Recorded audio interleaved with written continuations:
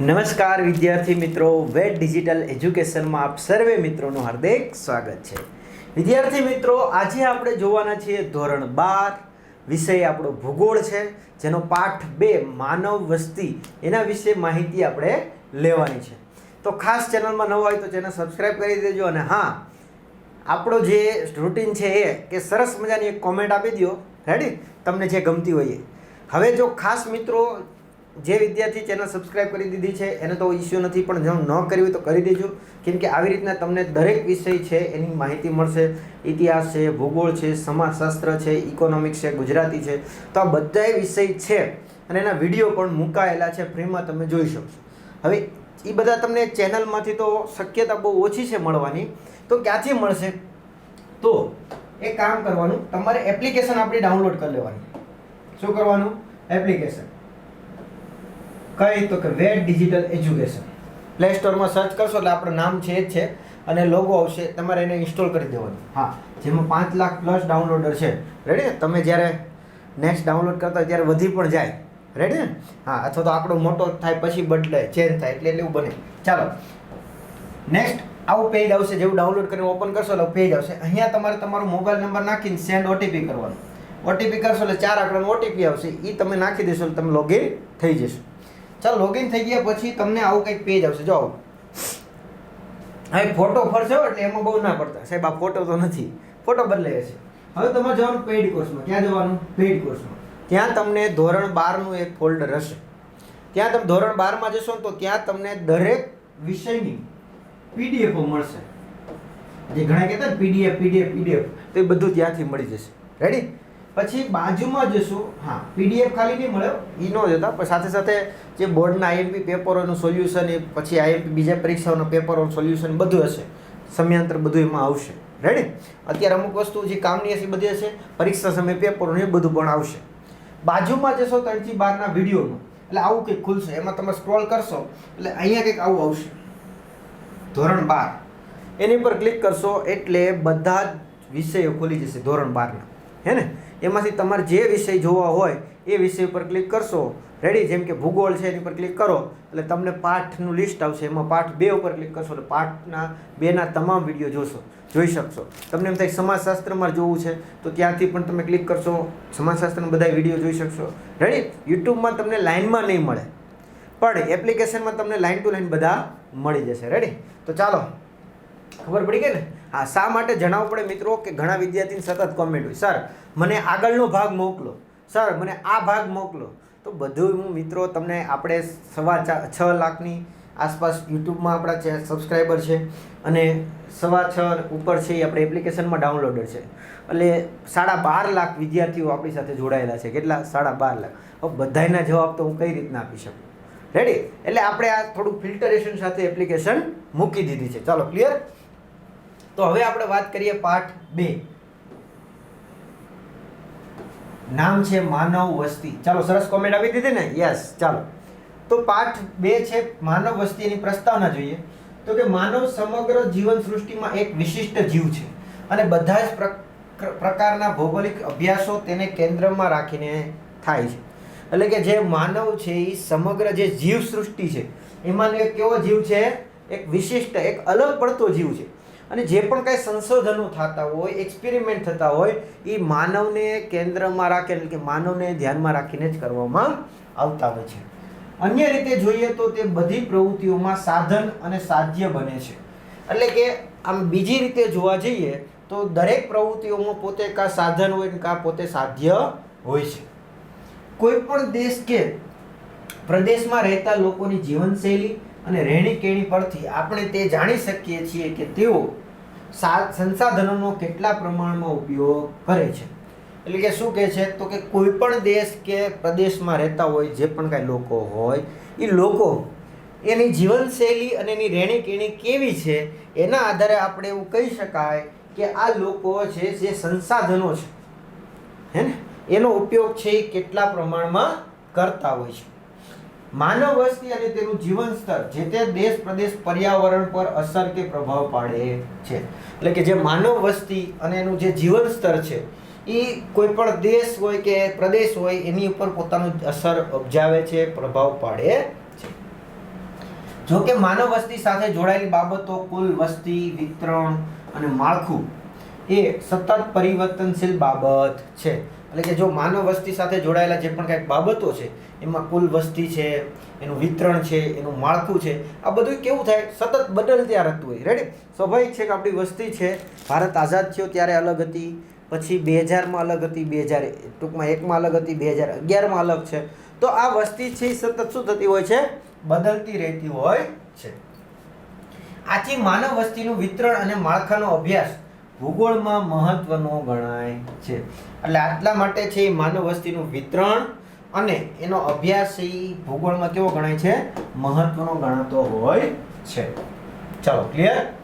ચાલો નેક્સ્ટ આપણો મહત્વનો ટોપિક ઉપર હવે ફોકસ કરીએ. તો શું છે, વસ્તીનું વિતરણ અને ગીચતા. કે વસ્તીનું વિતરણ કઈ રીતના થયું છે ને એની કેટલી ગીચતા છે. ગીચતા એટલે શું, એક શોર્ટમાં તમને સમજાવી દઉં કે ભાઈ એક ચોરસ કિલોમીટર હોય, હે ને, એક ચોરસ કિલોમીટર હોય. આ એક ચોરસ કિલોમીટરમાં કેટલા લોકો વસવાટ કરે છે, આ એક ચોરસ કિલોમીટરમાં કેટલા લોકો વસવાટ કરે છે. રેડી? જો વધારે હોય તો વસ્તી ગીચતા વધારે છે એવું કહેવાય, અને જો ઓછી હોય, હે ને, કોઈ વસ્તી ગીચતા ઓછી હોય તો કેવી કહેવાય, ઓછી વસ્તી ગીચતા કહેવાય. વિસ્તાર એક ચોરસ કિલોમીટર જ બંને જગ્યાએ લેવામાં આવેલો છે, પણ અહીંયા એક ચોરસ કિલોમીટરમાં વધારે લોકો રહે છે તો એ વસ્તી ગીચતા વધારે છે. અહીંયા એક ચોરસ કિલોમીટરમાં લોકો છે ઓછા રહે છે તો એને ઓછી વસ્તી ગીચતા કહેવાશે. રેડી? એટલે આપણે અહીંયા શું જોવાનું છે, એક તો વસ્તીનું વિતરણ કઈ રીતના થાય છે અને એની ગીચતા કેટલી છે એના વિશે ચર્ચા કરવાની. હા, સાથે સાથે આપણો જે નિયમ છે એ શું, કે જ્યાં જ્યાં આપણને બોર્ડના આઈએમપી એક ગુણના સવાલો જોવા મળશે એને પણ આપણે નોટ ડાઉન કરતા જશું. તો એક પેન લઈને, જો મેં લીધી છે, હે ને, હા મેં આની પેન લીધી છે, તમારે એક રેગ્યુલર પેન લઈ અને એક ચોપડી તો સાથે હોય જ છે, એટલે રાખવી, જેથી કરીને એમ કહું કે ભાઈ આ આપણો સવાલ છે તો એ નોટ ડાઉન કરી લેવાનું, હે ને. ચાલો સરસ. કોઈ પણ પ્રદેશની વસ્તી ગીચતા એટલે તે પ્રદેશમાં પ્રત્યેક ચોરસ કિલોમીટર દીઠ વસ્તીની સરેરાશ જનસંખ્યા. વ્યાખ્યા આપણે ઓલરેડી સોલ્વ થઈ ગઈ હતી. શું? તો કે વસ્તી ગીચતા કોને કહેવાય, તો કે કોઈ પણ પ્રદેશમાં વસ્તી ગીચતા એટલે તે પ્રદેશમાં પ્રત્યેક ચોરસ કિલોમીટર, કેટલી, પ્રત્યેક ચોરસ કિલોમીટરમાં વસ્તી જે એના વસવાટ કરતી સરેરાશ જનસંખ્યા. ચાલો, દુનિયામાં આજે મોટા ભાગની વસ્તી બહુ થોડા જ જમીન વિસ્તાર પર વસે છે. એટલે કે જે દુનિયામાં જે વસ્તીઓ છે એમાંથી મોટા ભાગની વસ્તી છે એ થોડા વિસ્તારમાં વસે છે, ઓછી જમીનમાં વધારે વસ્તી વસવાટ કરે છે હાલમાં. રાઈટ? એક મતાનુસાર વિશ્વની કુલ વસ્તી લગભગ 90% વસ્તી જમીન વિસ્તારના માત્ર 10% ભાગમાં જ વસે છે. આઈએમપી સવાલ. શું? એક વિસ્તાર, એક મત અનુસાર એવું માહિતી છે કે જે દુનિયાની જે 90% વસ્તી છે, કેટલી, 90%, આ દુનિયાની 90% વસ્તી છે, દુનિયાની 90% વસ્તી ઈ ખાલી 10% વિસ્તારમાં વસે છે. વિચાર કરો, ખાલી 10% વિસ્તારમાં વસવાટ કરે છે. 90% લોકો 10% વિસ્તારમાં જ વસવાટ કરે છે. બાકીનું તો કે 10% વસ્તી છે એ 90% વિસ્તારમાં વસવાટ કરે છે, હે ને. તો એક ગુણનો સવાલ યાદ રાખજો. ક્લિયર? તમને એમ પૂછાય કે દુનિયાની કેટલી વસ્તી, એટલે 90% વસ્તી કેટલા વિસ્તારમાં વસવાટ કરે છે, 5, 10, 15 કે 20, આ વિકલ્પ સ્વરૂપે પૂછાઈ શકે, તો એક નોટ ડાઉન રાખવાનું. રેડી? ચાલો ક્લિયર? દુનિયાની 90% વસ્તી 10% જમીન ભાગમાં વસે છે. ચાલો, વસ્તીનું વિતરણ ખૂબ જ અસમાન રીતે થયું છે. એટલે કે જે વસ્તીનું વિતરણ છે, વસ્તી વેચાયેલી છે, એનું વિસ્તરણ છે એ કઈ રીતના થયું છે, ખૂબ જ અસમાન રીતે જોવા મળે છે. દક્ષિણ એશિયા, પૂર્વ એશિયા, પૂર્વ મધ્ય ઉત્તર અમેરિકા, પશ્ચિમ યુરોપ એ 4 વિસ્તારો દુનિયાની સૌથી વધારે વસ્તી સમાવે છે. કયા કયા વિસ્તારો? તો કે દક્ષિણ એશિયા છે, એશિયામાં પાછો દક્ષિણ ભાગ, હે ને, એશિયા છે આખો એ નહીં, એમાં દક્ષિણ ભાગ, પૂર્વ, પશ્ચિમ, ઉત્તર, દક્ષિણ છે ને, તો દક્ષિણ ભાગ. પછી પૂર્વ એશિયામાં વસ્તી જોવા મળે, હે ને.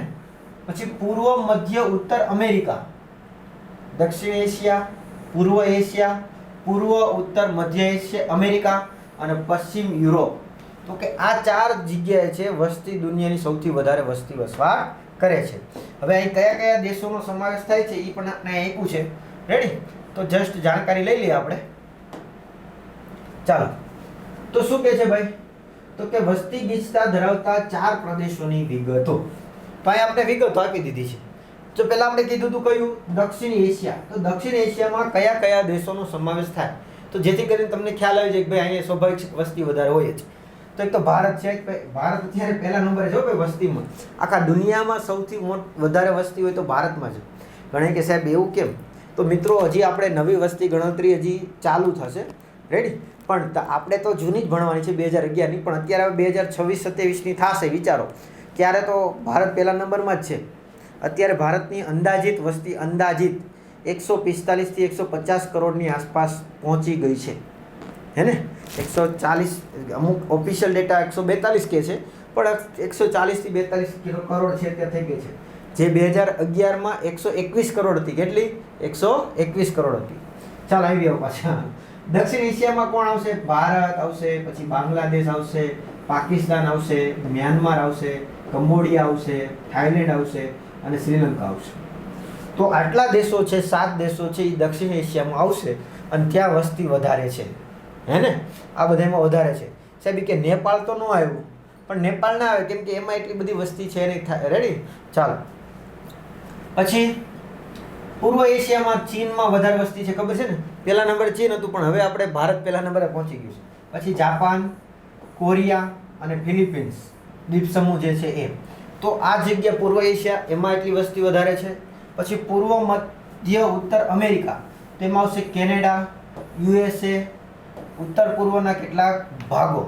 રેડી? એટલે કેનેડા અને USA અને આ સિવાય ઉત્તર પૂર્વના જે પણ કાંઈ ભાગો છે એમાં વસ્તી વધારે છે. અને પશ્ચિમ યુરોપમાં તો કે UK, યુનાઇટેડ કિંગડમ, પછી જર્મની અને ફ્રાન્સ વગેરે જેવા દેશોમાં વસ્તી વધારે છે. એટલે કે જે પૃથ્વી ઉપર જે વસ્તી છે એમાંથી આટલા દેશોમાં વસ્તી વધારે જોવા મળે છે ઓલ ઓવર. બાકીના દેશો કરતાં. બાકીના દેશો તો ઘણા બધા છે, પણ એમાંથી આટલા દેશોમાં વસ્તી છે એનું પ્રમાણ વધારે જોવા મળે છે. ચાલો, નેક્સ્ટ આગળ વધીએ આપણે. વસ્તીનું વિતરણ એ જે તે સ્થળ સાથે જોડાયેલી બાબત છે. એટલે કે જે વસ્તીનું વિતરણ છે એ શું છે? તો કે જે તે સ્થળ સાથે વસ્તીનું વિતરણ અથવા ફેલાવો એ જે તે સ્થળ સાથે જોડાયેલી બાબત જોવા મળે. અને તેથી જ વસ્તી વિતરણના અભ્યાસમાં વસ્તી કેવી રીતે વિતરિત થયેલી છે તે ધ્યાનમાં લેવાય છે. એટલે આથી જ છે એ વસ્તીનું જ્યારે વિતરણનો અભ્યાસ કરવામાં આવે તો ત્યારે છે એ ચકાસવામાં આવે કે વસ્તીનું વિતરણ કેવી રીતે થયું છે.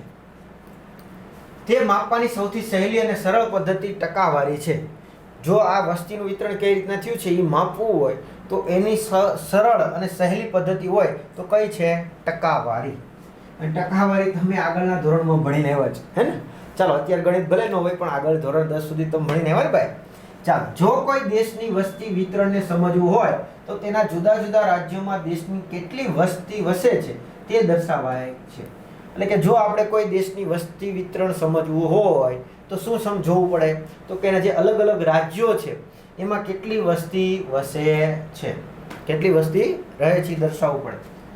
દક્ષિણ એશિયા અને પૂર્વ એશિયાના પ્રદેશોમાં દુનિયાની વસ્તીના લગભગ અડધા કરતાં પણ વધારે હિસ્સાને સમાવે છે. જો ખાલી 2 વિસ્તાર એ એશિયાના જ ભાગ છે, એમાંય પાછા એશિયાના 2 ભાગ, બીજા 2 તો નહીં. પશ્ચિમ તો હજી દેખાણું જ નથી ભાઈ, અને ઉત્તર એશિયા પણ આપણે જોયું નથી.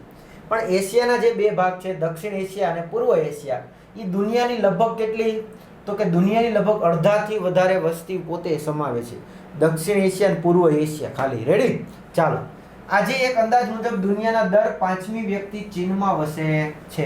એટલે કે દુનિયાની આજે એક અંદાજ છે કે દુનિયાની જે વસ્તી છે એમાં ગણતરી કરીએ, દર 5મો વ્યક્તિ ક્યાંનો હશે? ચીનનો હશે. રેડી? ચાલો, આ વિસ્તારની તુલનામાં ઉત્તર અમેરિકા ગીચ વસ્તીવાળા વિસ્તારોનું ક્ષેત્રફળ ઓછું છે. રેડી? એટલે કે જો આ વિસ્તારોની જો તુલનામાં જોવા જઈએ તો જે ઉત્તર અમેરિકા છે એની ગીચ વસ્તીવાળા વિસ્તારો છે એનું ક્ષેત્રફળ કેટલું છે? ઓછું છે. પશ્ચિમ યુરોપ અને ઉત્તર અમેરિકાના વિસ્તારોમાં અદ્યતન ટેકનિક વિકસી અને ઊંચી માથાદીઠ આવક જેવી બાબતોને સમાનતા ધરાવે છે. એટલે કે શું કહે છે તો કે જ્યારે પશ્ચિમ યુરોપ અને જે ઉત્તર અમેરિકાના જે પણ વિસ્તારો છે એમાં આધુનિક ટેકનોલોજી છે એનો વિકાસ થયો છે, આને લીધે શું થાય ઊંચી માથાદીઠ આવક થઈ છે. રેડી? અને આ બાબતે સમાનતા ત્યાં ધરાવતા હોય છે. વિકાસશીલ દેશોમાં વસ્તી વધારો, ઓછી સાક્ષરતા જેવી સમસ્યાઓ પણ હોય છે. જે ભારત એક વિકાસશીલ દેશ છે, હે ને? આવું તમે ધોરણ 10માં ભણીને આવ્યા છો, હે ને? સામાજિક વિજ્ઞાનમાં 15મો પાઠ. તો ઇન શોર્ટ ટૂંકમાં કહેવાનો એ મતલબ છે કે ભારત એક વિકાસશીલ દેશ છે. આવા જે વિકાસશીલ દેશો હોય તો એમાં પછી શું તકલીફ હોય? એક તો વસ્તી વધારો હોય, જેમ કે ભારતનો પ્રશ્ન છે વસ્તી વધારો. સાથે સાથે સાક્ષરતાનું પ્રમાણ એ પણ ઓછું હોય, હે ને? અક્ષર જ્ઞાનવાળા લોકો એનું પ્રમાણ ઓછું હોય. તો આવી સમસ્યાઓ પણ તમને ક્યાંક ને ક્યાંક જોવા મળે છે. કેવા દેશોમાં? વિકાસશીલ દેશોમાં. ચાલો રેડી? હવે પછીનો ટોપિક છે, આપણે જોઈ લઈએ પહેલા, પછી આપણે એની આગળ વધારે સમજી લઈએ. શું? તો કે ભાઈ વિશ્વમાં વસ્તી ગીચતાનું વિતરણ, એટલે કે વિશ્વ આખામાં વસ્તી ગીચતાનું કઈ રીતના વિતરણ થયું છે એની ચર્ચા આપણે મેળવીશું. તો કે આપણે જાણીએ છીએ કે એશિયામાં સૌથી વધારે વસ્તી છે અને ઓસ્ટ્રેલિયામાં તદ્દન ઓછી વસ્તી ગીચતા ધરાવતો ભૂમિખંડ છે. તો અહીંથી આપણો બીજો સવાલ શરૂ થયો. સૌથી વધુ વસ્તી ગીચતા ધરાવતો ખંડ કયો? એશિયા. સૌથી ઓછી વસ્તી ગીચતા ધરાવતો ખંડ કયો? એક એક ગુણના સવાલ. સૌથી વધુ વસ્તી ગીચતા ધરાવતો ખંડ અને સૌથી ઓછી વસ્તી ગીચતા ધરાવતો ખંડ. તો કયો આવશે? સૌથી વધુ પૂછાય તો એશિયા, સૌથી ઓછો પૂછાય તો ઓસ્ટ્રેલિયા છે. વિશ્વમાં જુદા જુદા ખંડો અને વિસ્તારોમાં વસ્તી ગીચતામાં ઘણી વિવિધતા જોવા મળે છે. તેને હવે સમજવાની છે. શું? તો કે વિશ્વમાં છે એ અલગ અલગ વિસ્તારોમાં ઘણું બધું વસ્તી બાબતે વિવિધતા જોવા મળે છે. કે ભાઈ કયા વિસ્તારમાં વધારે વસ્તી છે, કયા વિસ્તારમાં ઓછી વસ્તી છે. રેડી? હવે આપણે અહીંયા છે આખો એના પેરેગ્રાફ આપેલા, તફાવત આપેલા છે કે વિશ્વમાં શું સ્થિતિ છે અને ભારતમાં શું સ્થિતિ છે, જેની ચર્ચા મિત્રો હવે આપણે આવતા લેક્ચરમાં કરીશું. તો આ વિડિયો લેક્ચરમાં મિત્રો આપણે અહીંયા સુધી રાખીએ. Thank you. જય હિન્દ, જય ભારત, અસ્તુ.